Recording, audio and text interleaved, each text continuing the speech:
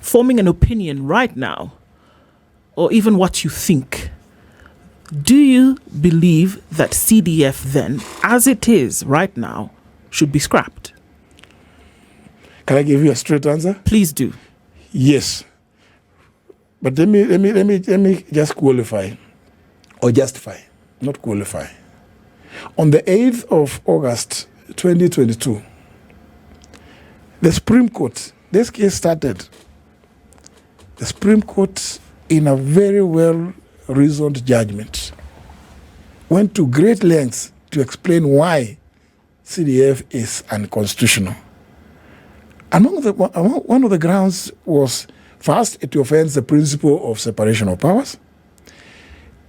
Implementation of projects and programs, no matter how well-meaning, how helpful they may be, is a function of the executive, both at the county and at the national level.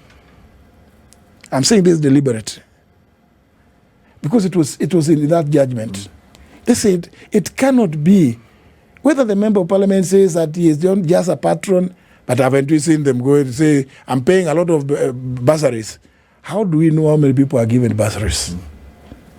Why don't we just, my proposal is, why don't we just make education free? After all, Article 43 makes it a right. True. From the lowest level to secondary level. Because at the university, there's the space for loans, all those kind of things. Because how will I know how many people have been given bursary by the member of parliament? How many have been given by the MCA, by the woman rep, by the governor, by the ministry? Because even the ministry also gives by the president. How many Kenyans will reach the president again to get a bursary? Surely, this thing is just creating a dependency of sorts so that people can keep going to beg. We move from begging the president to begging the governor to begging the MCA to begging the kneeling.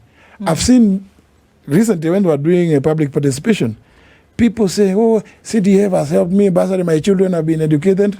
But is it not true that the others who have not been educated? True. So who caters for those ones? So what solves the problem?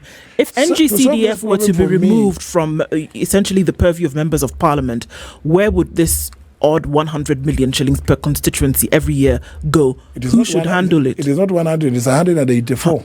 Right, okay, almost 200. Almost so 200 million per year. Where should this money go, and who should handle it to take care of these same issues that we speak about? Because when the law was amended in 2015, they called it NG-CDF. So that now members of parliament claim that they do classrooms for both primary and secondary schools, because those are national government function. And remember, under the Constitution, 4th schedule, they do the administrators' offices. You've seen that. Yes. They even build police stations. Yeah. Mm-hmm. Then they give bursaries. My position is this: the building of schools should be a function of the executive. Give the money to the Ministry of Education. It has a planning department to do throughout the country. And if you want equity, that should be the case. Building police stations and administrators' offices, there's a Ministry of Interior and National Coordination. Give the money to them. Let them build chiefs and whoever offices throughout the country without discrimination. Let members of parliament oversight to see whether that is being done. You have appropriated the money to those ministries. It is your responsibility to check whether it is being done. Not to go and do it yourself, because if you do, then you conflict the oversight function. Because if you don't do it correctly, if we come to your constituency and find that there are some people who are saying they have never received bursary, what are we going to do with you? When the report comes, if the Auditor General brings the report to Parliament, it is certain, or it is given a clean bill of health. So I'm just saying, and I know it. I'm saying this. I'm very, very dispassionate about it. I know people will argue he has done this, he has done the other, but the mere fact that somebody keeps, in the village, you have a thief who when he steals, he comes to your local church and donates. Doesn't make stealing a virtue. Yeah. So it is true. It has done very many good, positive things. But please, it is violating this constitution, which we also to protect, defend, and uphold. That's my position. Beyond it being a constitutional issue, you are on record also calling the NG-CDF that it's a corrupt, illegal, and unconstitutional slush fund. Should the other argument also be, apart from abolishing it, as you're saying, should it then be reformed to align with the Constitution and also enhance transparency?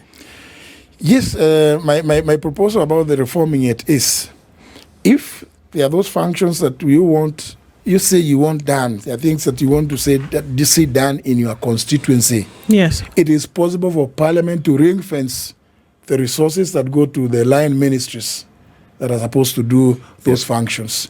Ring fence those resources, that so much, 184 million this year, will go to Karachuonyo constituency to do schools, offices of administrator, this, and put the money in the line ministries, and then ring fence it. Then you oversight. Yeah. But don't be the one to go and do it. It is not. It's not right. It looks very incestuous.